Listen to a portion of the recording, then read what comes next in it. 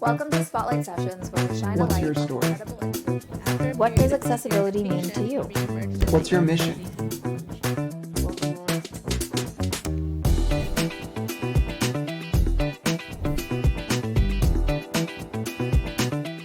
Welcome all to accessiBe's Spotlight Sessions, where we shine a light on incredible individuals and organizations and the work that they do.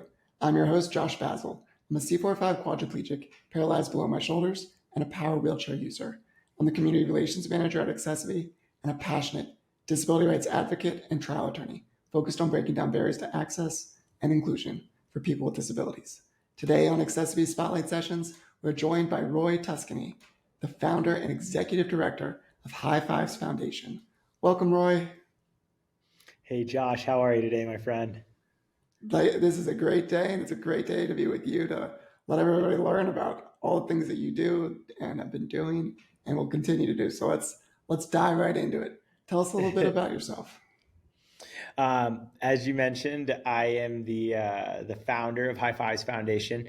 Over the years, we've actually evolved my position into a CEO role more because it's easier to say than executive director, and that's the only difference.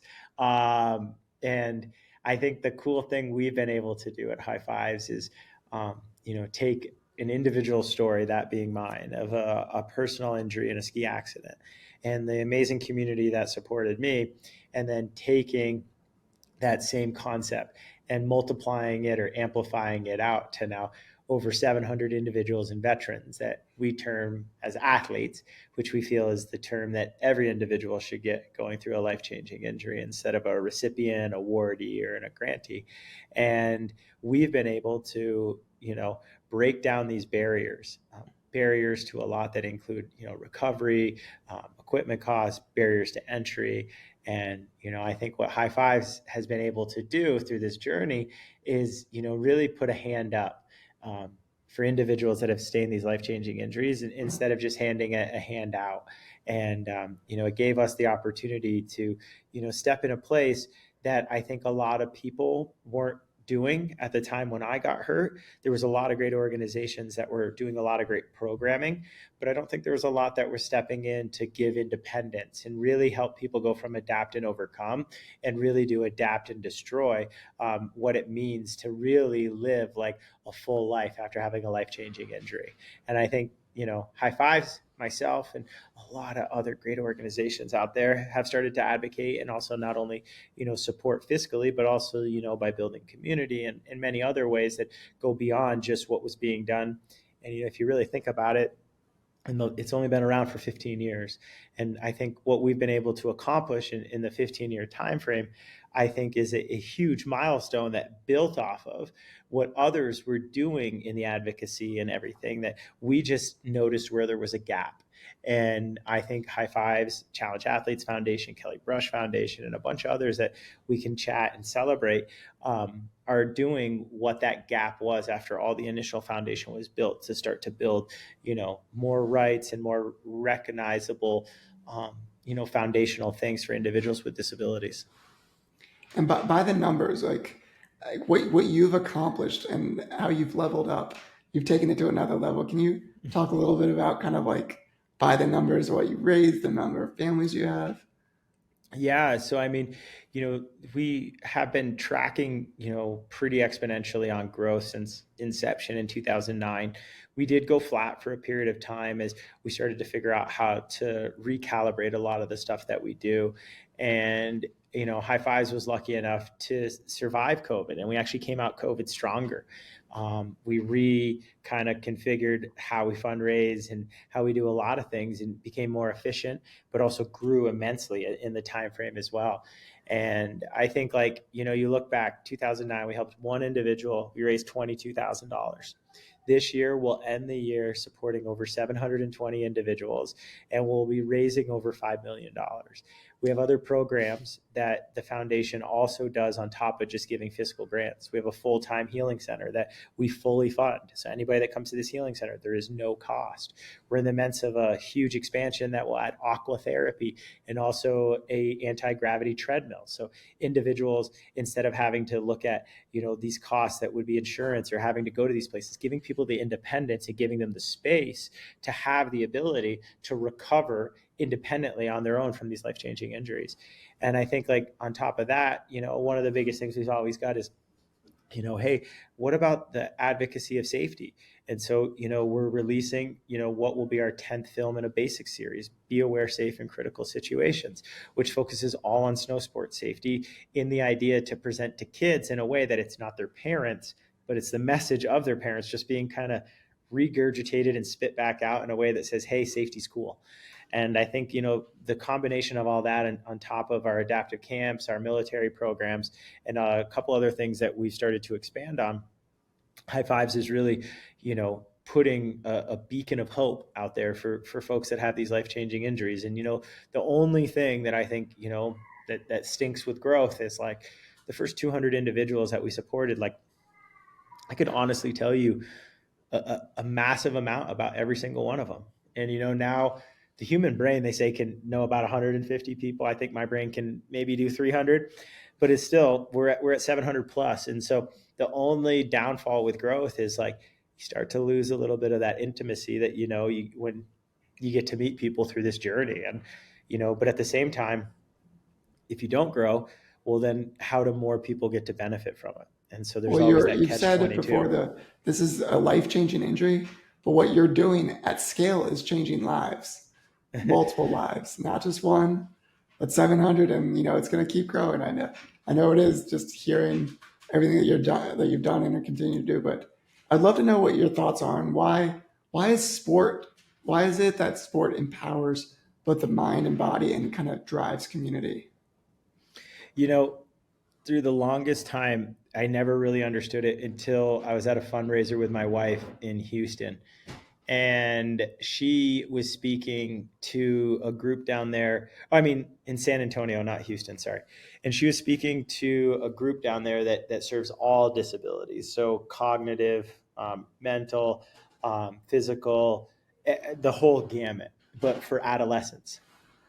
And she got up on stage, and as she started to speak, and she's an incredible speaker, she spoke about the idea that, sport is a byproduct of community. And what hit me in that moment was how we kind of restructured High Fives. And so High Fives focuses on 5 verticals. We focus on bike, surf, snow, dirt, and bike, surf, snow, dirt, and fish.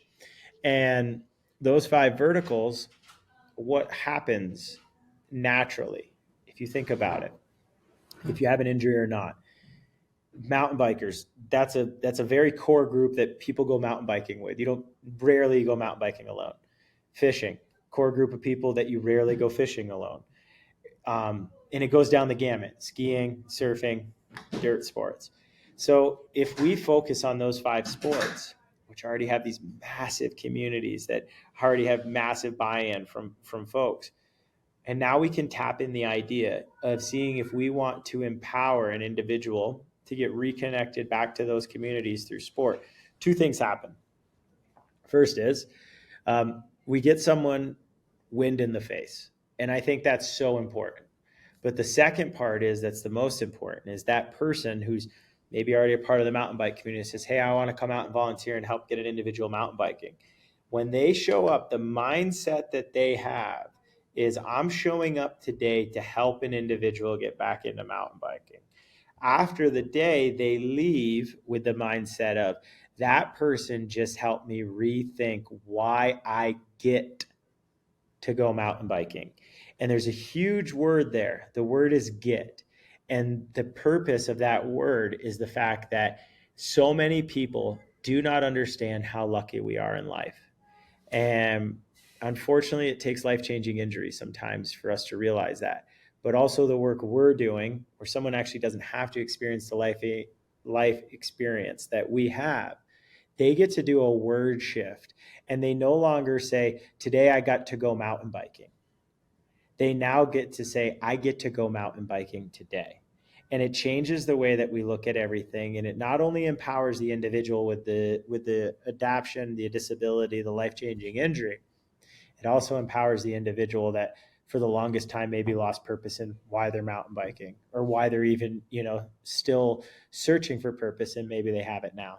And I think that's like one of the biggest takeaways that we continually get to see.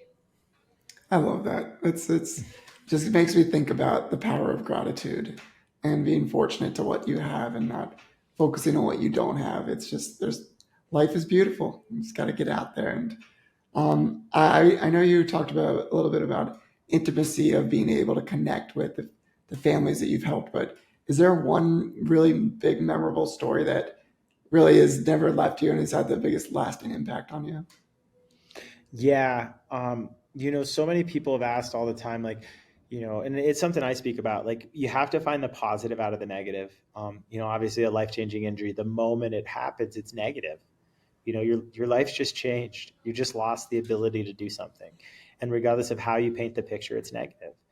But over the course of time, you have the ability to change that negative event into a positive outcome.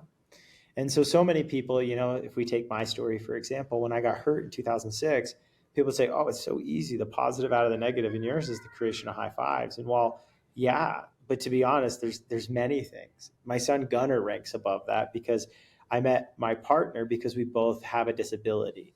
And from that, I have the greatest son in the world. And, there's other things that stack actually above high fives as well. And the one that stacks above it the most is about 11 years after my injury.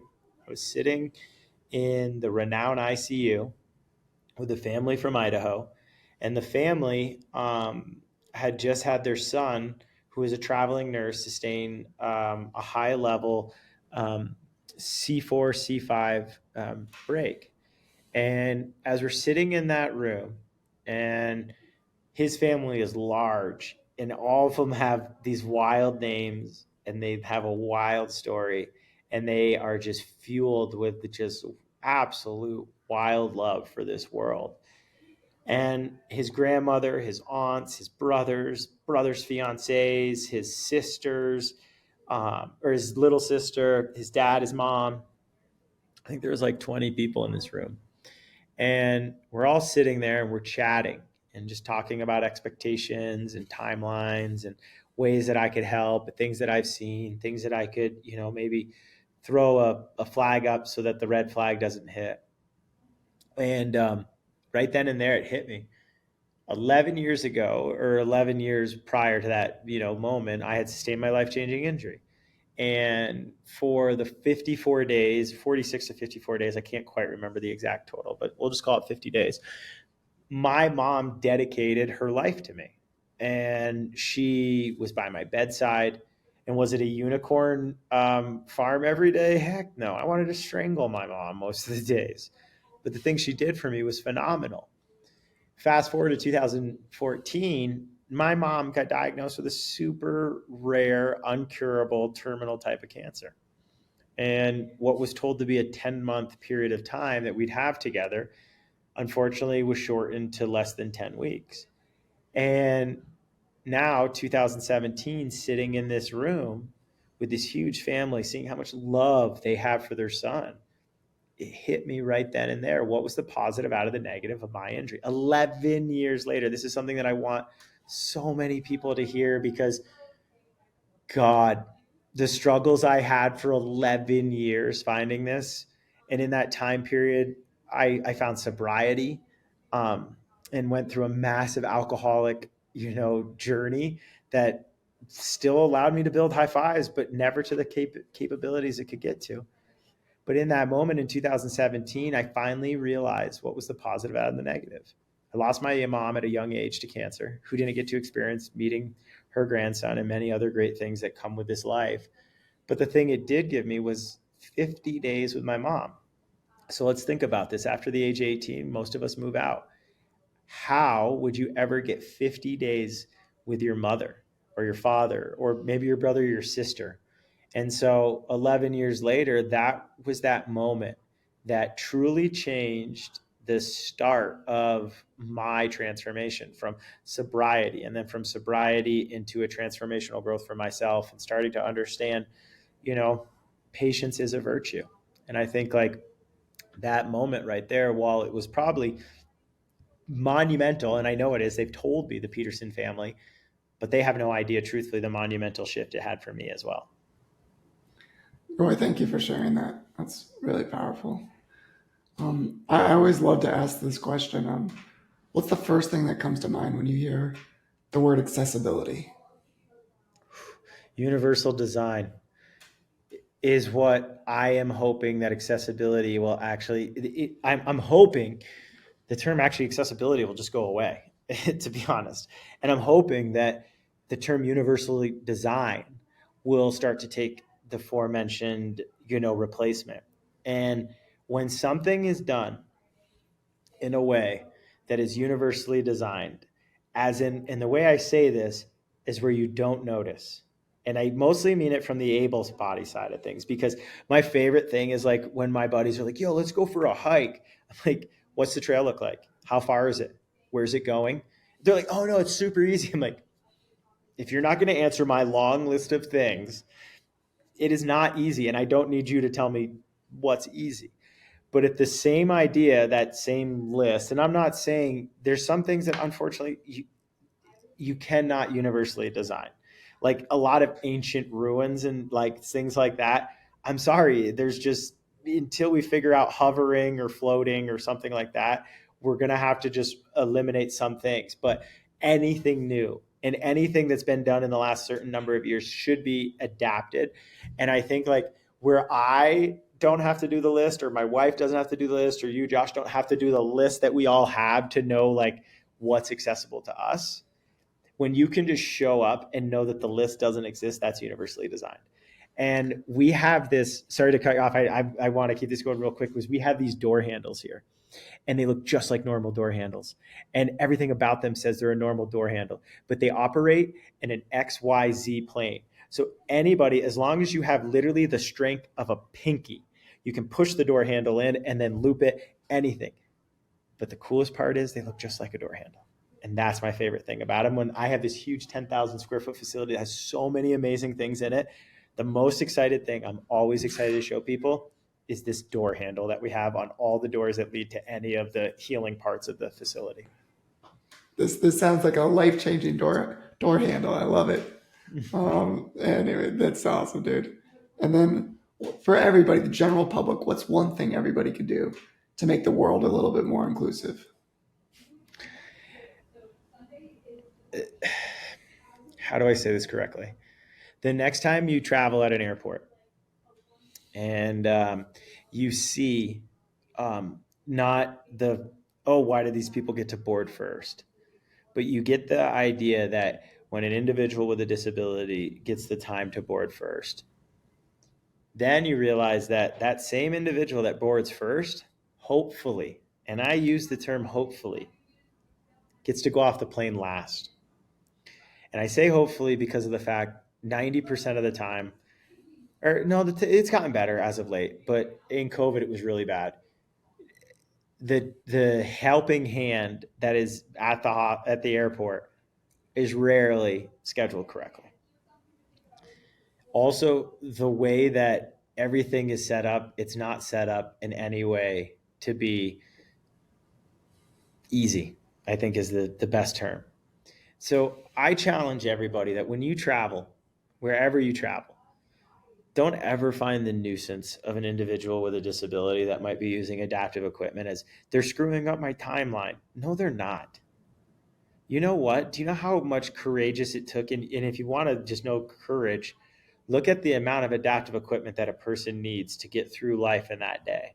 That'll tell you so much about how much they are already putting out there that says, I need all of this to just show up today. So just imagine what that might look like. And you know what? Like your coffee can wait. Like everything can wait. And I just think that that's really where people can see how humanity treats individuals with disabilities is at the airport. There are some that knock a home run out of the park. They really do. And then unfortunately, there are some that literally find that an individual is the bottom feeder of the world. And I'll tell you what, that individual's got a heart, a brain, and takes breaths just like you. And maybe they might look different and they might move different, but unless you've got a different heart and a different brain and you breathe different, then we got something different to talk about, because then you're a cyborg. Roy, thank you so much. It's got so much wisdom, so many things you're doing, and it's just such a pleasure. Just Roy, thank you so much for being our guest today on accessiBe's Spotlight Sessions. This was a lot of fun. Josh, I just got to say thanks so much. Like, my biggest thing is showing up. And I think like when someone shows up, they got a 90% chance of outperforming everybody else. The other thing that my mom taught me, and I'm diving deep into my mom, is, always smile. It makes people wonder what you're up to.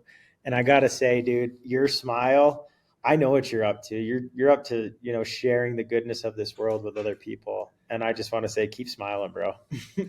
Really appreciate that, Roy. And it's smiling makes the day go a little bit easier, and there's a lot to smile about. So just it's a beautiful day. Every day we get to wake up with friends, family, and purpose. And thank you, and to all of our guests, thank you so much for staying to the end of accessiBe's Spotlight Sessions. Make sure to hit that subscribe button and follow us at accessiBe_community.